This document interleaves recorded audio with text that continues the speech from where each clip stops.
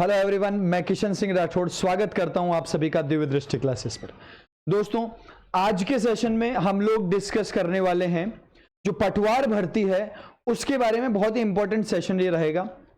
तो आज के सेशन में हम लोग सिलेबस को, इंग्लिश के सिलेबस को डिटेल में समझेंगे। इंग्लिश का क्या वेटेज है इस एग्जाम में उसको ढंग से समझेंगे, कैसे हम आगे इसकी तैयारी करने वाले हैं वो देखेंगे। लेकिन उन सब से पहले मैं अपने बारे में कुछ इंफॉर्मेशन आपको देना चाहता हूं। दोस्तों, मैं किशन सिंह राठौड़ इंग्लिश विषय का छात्र हूं। I am a student of English और मैं स्टूडेंट्स को इंग्लिश पढ़ाता हूं और मोर वे मैं उन्हें गाइड करता हूं कि वो कॉम्पिटिटिव एग्जाम में कैसे इंग्लिश को स्ट्रांग कर सकते हैं। मैं पिछले 9 साल से कॉम्पिटिटिव एग्जाम्स के स्टूडेंट्स को इंग्लिश पढ़ा रहा हूं और कई प्रतिष्ठित संस्थाओं के साथ में जुड़ा हुआ हूं।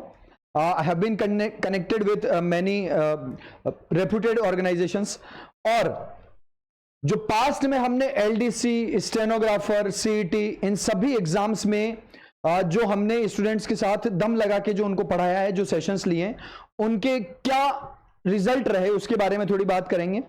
तो इसी चैनल पे दिव्य दृष्टि क्लासेस में लाइव चैनल या प्लेलिस्ट में जाके आप मेरी क्लासेस जो मैंने पीछे इस चैनल पे ली हुई है उसको आराम से देख सकते हैं। तो अपनी मेहनत से और स्टूडेंट्स के साथ मेहनत करके एलडीसी हाई कोर्ट में हमने मोर देन 500 स्टूडेंट्स का सिलेक्शन दिया। यहां जब आप देखेंगे तो आपको पता लगेगा कि मैराथन्स हमने 6-6 घंटे की मैराथन भी ली यहां पर स्टूडेंट्स के साथ प्रैक्टिस के लिए। 40-40 पेपर्स सॉल्व करवाए स्टूडेंट्स को और उससे स्टूडेंट्स का बहुत ही भारी संख्या में सिलेक्शन हुआ। प्रत्यक्ष को प्रमाण की जरूरत नहीं होती है दोस्तों। हमारी जो मैराथन थी उससे हूबहू क्वेश्चन एग्जाम में देखने को मिले और ये भी आप जाके इसी चैनल पर देख सकते हैं। एलडीसी आरएसएस भी जिसका एग्जाम अभी कुछ ही समय पहले हुआ है दोस्तों,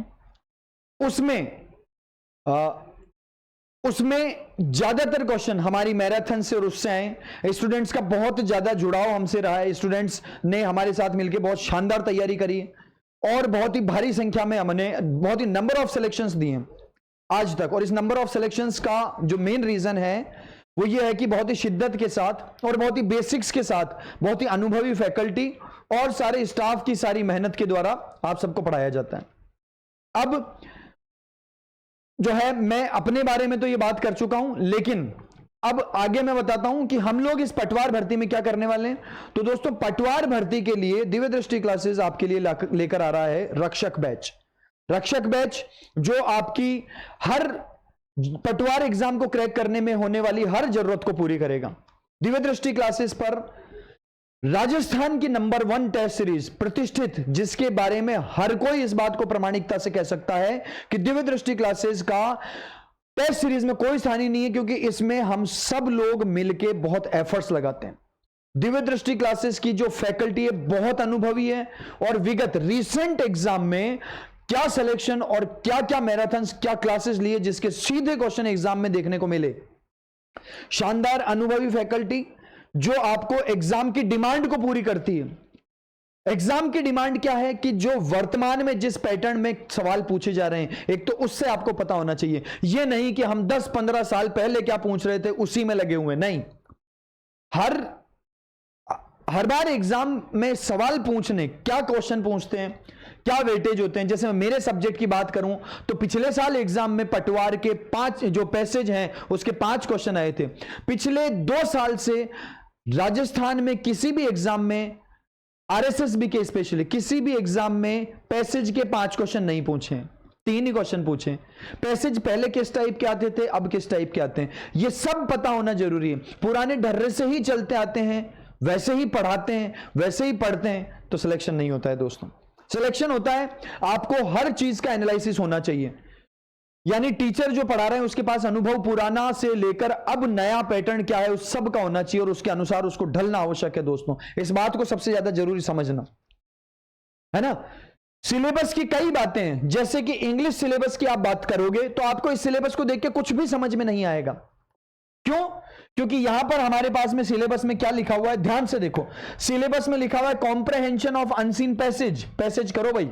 अब पैसेज के पिछले पटवार एग्जाम में 5 क्वेश्चन थे, इस बार संभावना 3 आएंगे। क्यों? क्योंकि 3 ही पूछ रहे हैं। पिछले सीईटी की बात करें, इस सीईटी की बात करें तो 3 पूछ रहे हैं। है ना। Correction of common errors, common error का करेक्शन करना है। अब ये कॉमन एरर कौन से टॉपिक से आएगी ये किसी को नहीं पता, बताया ही नहीं है इन्होंने।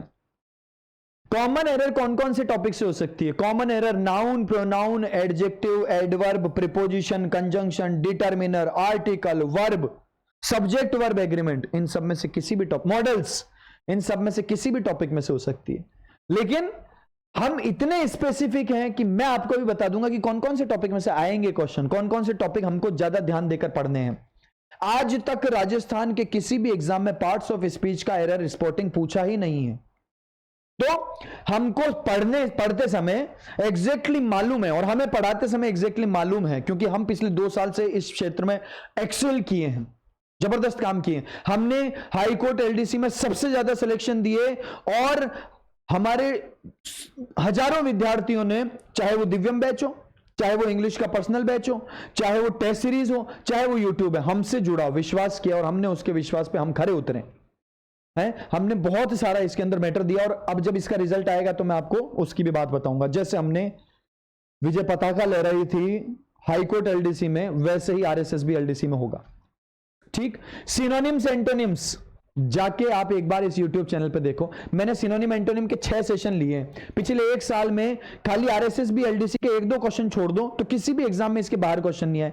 जो ये 6 सेशन है इसको ढंग से देख लो और 2023 वाले सीईटी से लगाकर इस बार वाले सीईटी ग्रेजुएशन और सीईटी 10+2 का एग्जाम भी होने वाला है 2 दिन में, किसी में भी इसके बाहर क्वेश्चन नहीं मिलेगा। महिला सुपरवाइजर एग्जाम हो, जूनियर अकाउंटेंट का एग्जाम हो, हाईकोर्ट एलडीसी का एग्जाम हो, सीईटी प्रीवियस हो, सीईटी ये एग्जाम हो, है ना, और आरएसएसबी एलडीसी हो। आरएसएसबी एलडीसी में वोकैब का पार्ट ज्यादा था तो 1-2 क्वेश्चन वहां से उसको छोड़ दो तो ज्यादातर सारा मैटर 6-7 क्लासों में ही आया है।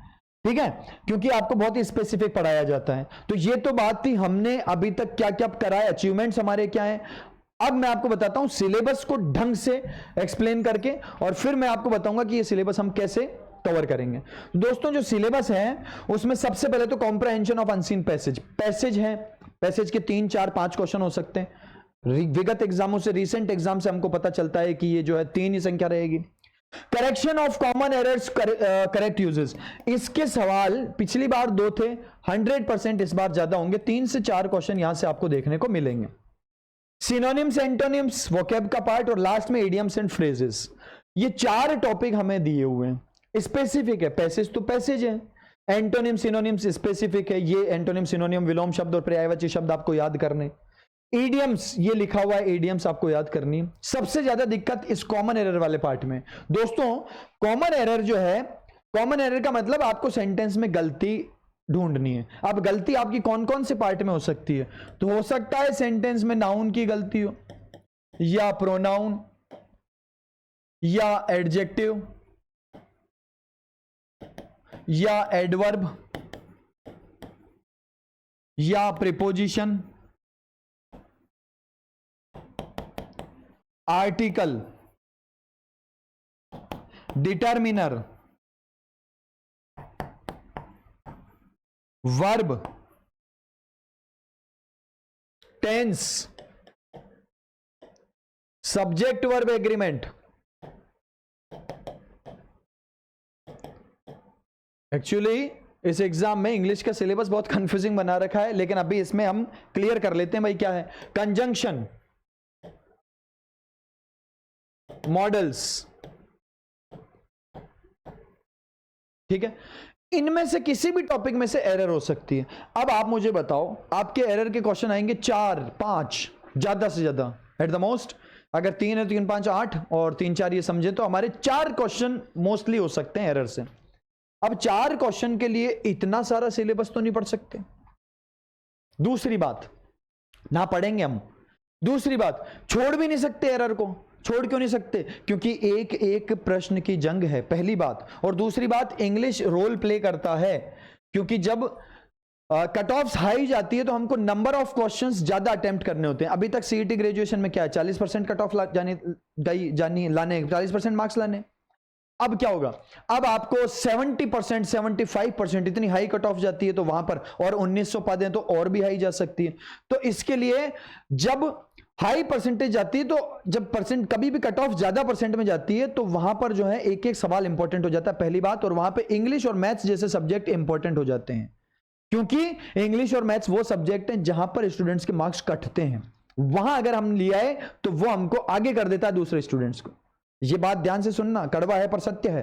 देखो, अब ना तो हम इतने सारे सब्जेक्ट टॉपिक्स पढ़ सकते हैं, ना हम इनको छोड़ सकते हैं, क्योंकि एक एक सब्जेक्ट एक एक क्वेश्चन की लड़ाई है।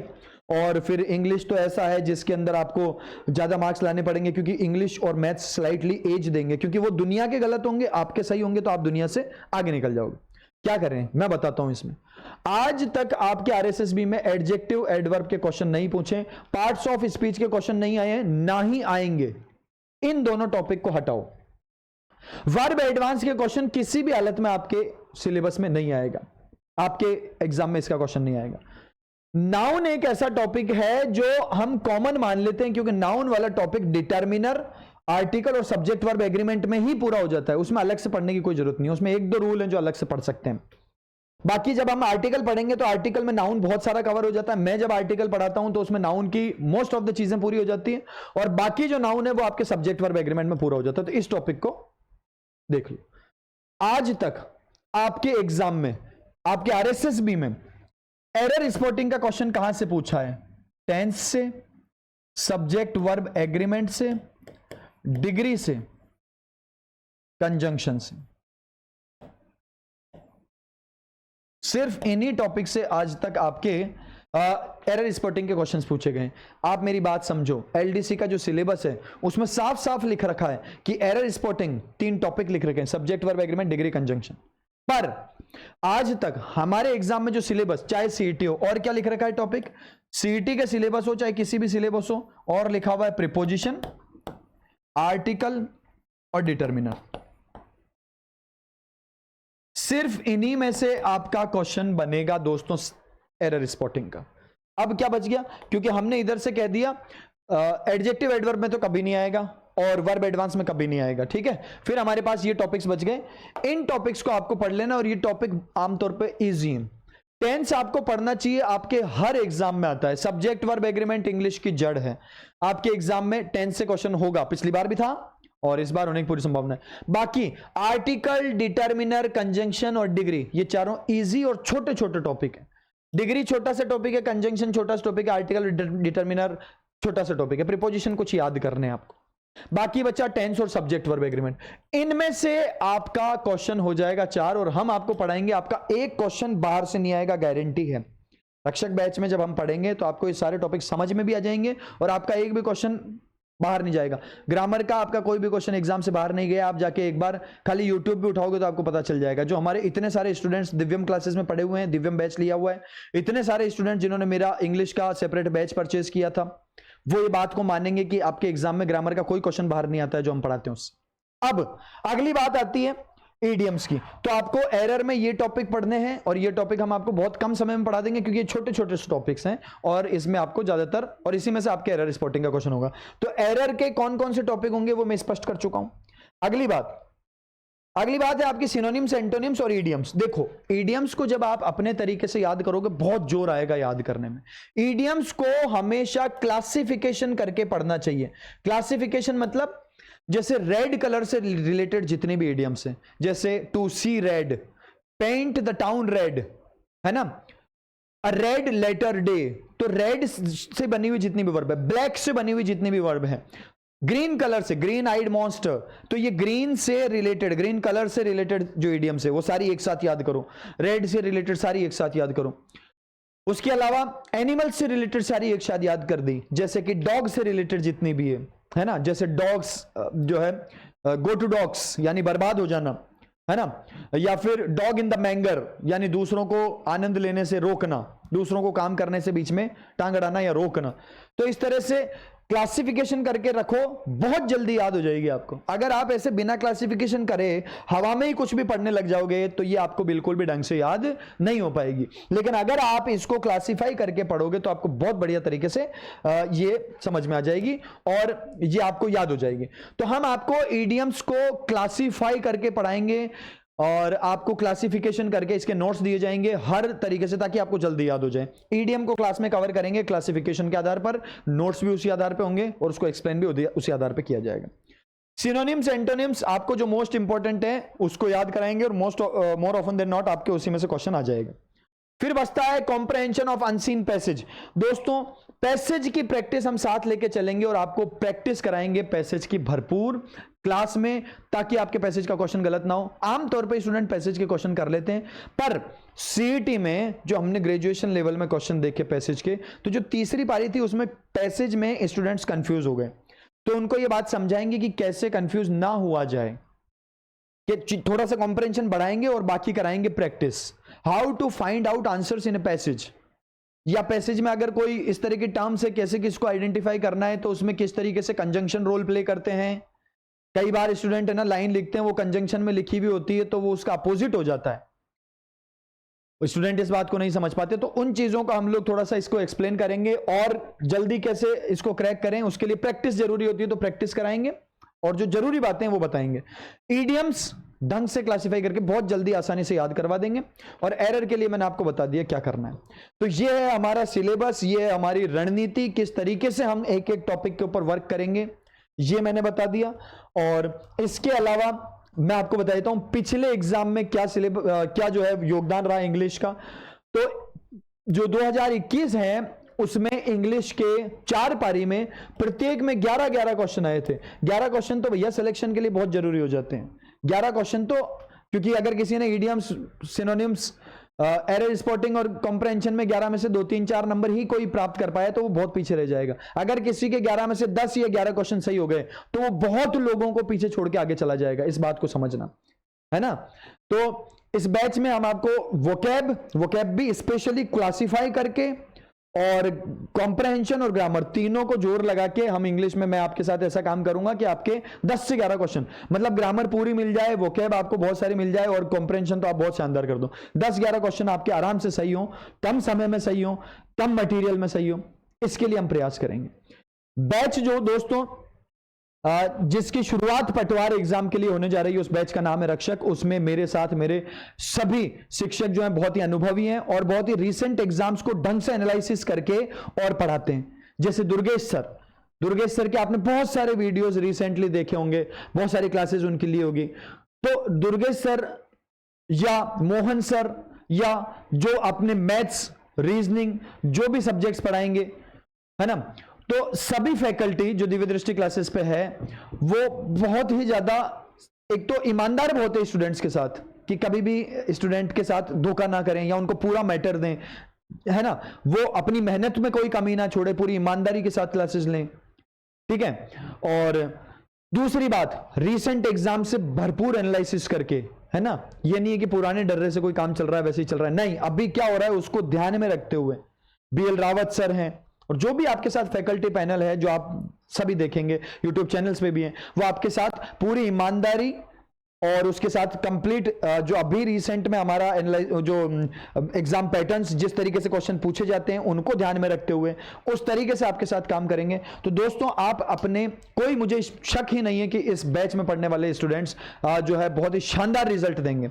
पीछे भी हमारा रिजल्ट जो परसेंटेज में बहुत हाई रहा है, LDC में भी बहुत सारे स्टूडेंट्स हमसे जुड़े, अब भी हम लोग जो ये बैच लेकर आ रहे हैं इसमें शानदार तैयारी स्टूडेंट्स करेंगे और अपने सिलेक्शन को सुनिश्चित करेंगे। तो दोस्तों ये थी बात इंग्लिश सब्जेक्ट को लेकर, रक्षक बैच को लेकर, सिलेबस को ढंग से एनालिसिस करने के लेकर और हमारे स्ट्रेटजी को लेकर। मिलते हैं ऐसे ही अगले सेशन में जो आपके लिए बहुत उपयोगी होगा। तब तक के लिए दोस्तों नमस्कार, बाय बाय, टेक केयर।